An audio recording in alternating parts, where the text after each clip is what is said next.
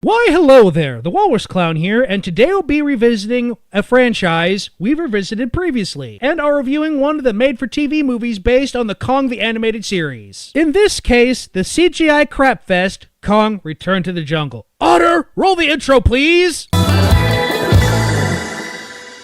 Anywho, I've already reviewed this series proper, and there'll be a card in the corner for any of you who haven't seen it. But for everyone else who doesn't want to pause this video to watch a different video, Kong the Animated Series is about a college kid named Jason, his grandmother, his best friend Tam, and the Jungle Island girl Lua, teaming up with the descendant of the giant gorilla from the King Kong black and white movie to protect their island home. All the while stopping the main big bad, a world-swallowing hellspawn, from fully resurrecting himself by trying to find all the magic MacGuffin stones that were scattered to the four winds by the series' secondary villain, De La Porta.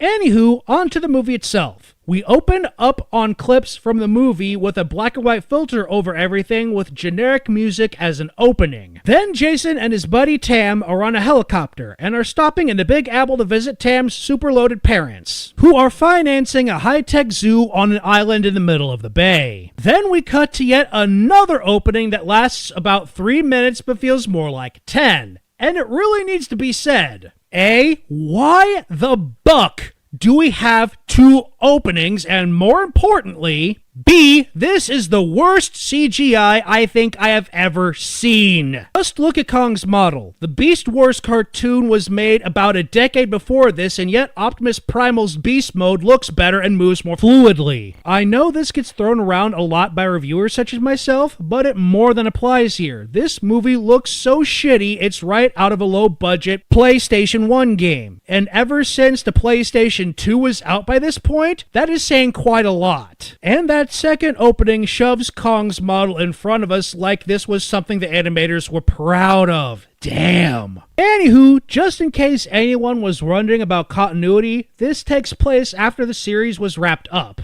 Anywho, some mustached guy talks to the press about the opening of the zoo and how the most rare and largest animals will be housed there, and how his partner has promised to obtain these large and rare animals. For those of you with less than 2 functioning brain cells, the guy with the mustache's business partner is going to turn out to be De La Porta, and the large and rare animals are going to be the inhabitants of Skull Island. I don't think I'm spoiling anything by saying that, given the clips that were used in the black and white first opening. Anywho, after a scene of talking heads that goes on for way too long, my hypothesis about the partner being De La Porta is confirmed almost immediately. And it's revealed that he slipped a tracking device on the PlayStation 1 graphical asset meant to represent a helicopter and is following them to the island. During the conversation the two are having, the other guy, who for the rest of the review shall be referred to as Mustache, reveals that he is the grandson of one of the explorers from the black and white film, and they retcon and change everything that happens on the island in the old film. I'm sure that the hardcore King Kong fans will just love that. Anywho,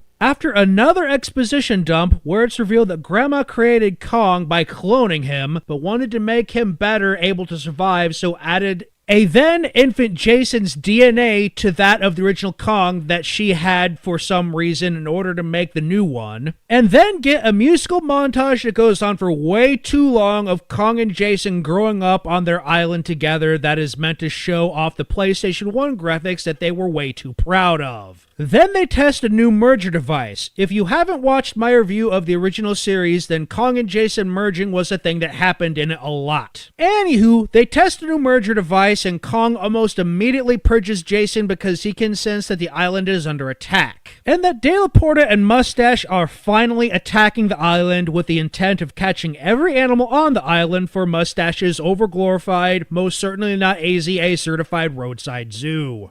Then a more shitty version of the scene from Jurassic Park 2 where the bad guys catch all the dinosaurs happens. We are at the halfway point of an hour-long movie, and only now is anything of substance aside from exposition actually happening. This movie's writing is paper thin and only exists to be a vehicle to show off the PlayStation 1 graphics that the video game industry was way past at this point, because the GameCube, PlayStation 2, and whatever console Microsoft made made were out at the time. Anywho, they start catching all the dinos, mammoths, and whatnot using robot minions because in a world where chaos magic can cause extinct animals from across space and time and a giant kaiju gorilla to magically exist, why not robot minions? Then, after Jason and Tam show up on RVs, Mustache starts lobbing missiles at them. Because of course he was able to get his hands on a handheld missile launcher. This is America. If they aren't going to put so much as a background check for anyone who wants to buy a gun because the gun industry wants to sell them a gun, you honestly think they will put restrictions on owning a missile launcher outside of maybe making them get an easy to obtain registration paper because the weapons industry wants to make money selling it to people? What planet have you been living on for the last 3 decades? Anywho, just as Mustache is about to shoot Jason, Lua, a shaman and a member of the main cast from the show that is little more than a background element in this movie, shows up and stops him. Then the 3 of them pull over and start shooting guns that they have pulled out of hammer space to shoot the bad guys. The heroes in an animated kids film are trying to use guns to solve their problem. Where the fuck are the moral guardians? The one time they actually did imitatable violence in a kids film that is intended for the 4 to 10 set, and they don't throw a hissy fit.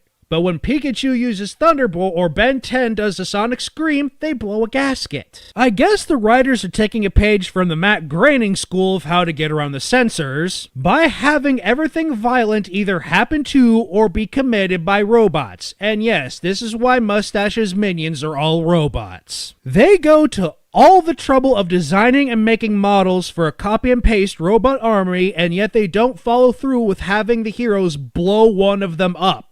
Even when getting around the pearl-clutching censors, they half-assed it. Anywho, after Mustache and his robot army captures Kong the T-Rex and all the other animals on the island and blow up Cam's helicopter, thus stranding our heroes on the island, he bamps off to put them in the totally not AZA-accredited roadside zoo. But then Grandma reveals that she still has her old biplane that she originally came to the island on. Then we cut to De La Porta and Mustache talking, where Mustache reveals that he made the zoo shitty on purpose so that the animals could escape so he could have the greatest hunt ever, and plans on blaming De La Porta for everything, get paid by the mayor for getting rid of the animals, and look like a hero on top of all of that. All the while making De La Porta look absolutely saintly by comparison because at least he understands that having that many people die is both messed up and wrong. Then we get a really shitty demake of the T-Rex rampaging in a city scene from Jurassic Park 2, where Jason and crew save Kong, hide him in a sports stadium, and finally do the smart thing by having Cam start throwing his financial weight around. And yes, I forgot to mention it in the last review, but Cam is super rich, and as of his grandfather's trust fund kicking in at the start of the movie, is both richer than his father and the richest man in the city. Anywho, the mayor learns about all of Mustache's BS from our heroes, and they ride off on Lua's Smilodon to save the rest of the animals from Mustache, only to have another musical montage. While the first one, while annoying, could have been argued to help establish Kong and Jason's emotional bond for newcomers, who are just now being exposed to the series.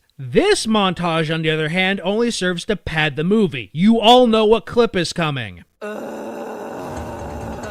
Anywho, after Mustache finds Kong by following the T-Rex around, he uses some technobabble sonic gun to make the T-Rex destroy the stadium, Kong alongside it, but after a fake-out, Kong is revealed to be okay. Then, after an incredibly lazy fight with the T-Rex, Mustache comes in with a chopper and tries to kill Kong with a missile, only for Kong to throw some debris at it and knock the chopper out of the air, where Mustache tries to shoot Kong with a handheld missile launcher that he shouldn't be allowed to buy or use because he isn't an active member of the military, but can because America's gun laws are messed up and profit-driven instead of common-sense-driven.